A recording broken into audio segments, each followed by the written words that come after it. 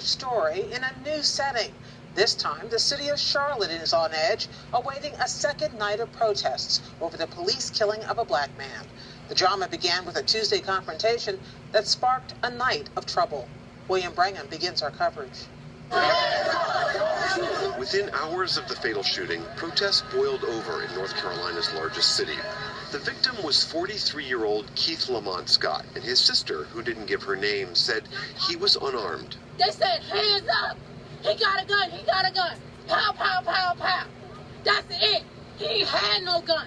Another woman, claiming to be Scott's daughter, went on Facebook saying he had a book, not a gun, and also had an unspecified disability. In short order, a crowd blocked traffic on Interstate 85, throwing rocks and destroying police cars. Some looted a tractor-trailer and set parts of it on fire. Others broke into a nearby Walmart. Police eventually used tear gas to quell the violence, but 16 officers were injured. This morning, Police Chief Kerr Putney urged people to step back and be calm. It's time to change the narrative, because I can tell you from the facts that the story is a little bit different as to how it's been portrayed so far, especially through social media.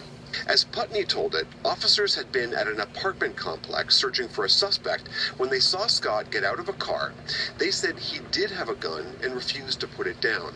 In spite of the verbal commands, Mr. Scott, as I said, exited his vehicle armed with a handgun as the officers continued to yell at him to drop it. He stepped out, posing a threat to the officers, and Officer Brentley Vinson subsequently fired his weapon, striking the subject. The officer, who is also black, was placed on administrative leave, which is standard procedure in such cases. Meanwhile, local activists and ministers called for an economic boycott of Charlotte. Across the country, we are being shot down. Shot down. Very few cops go to jail for that. And by late this afternoon, protests were starting up again. This incident came just a day after graphic video from Tulsa, Oklahoma, that showed an officer shooting an unarmed black man. For the PBS NewsHour, I'm William Brangham.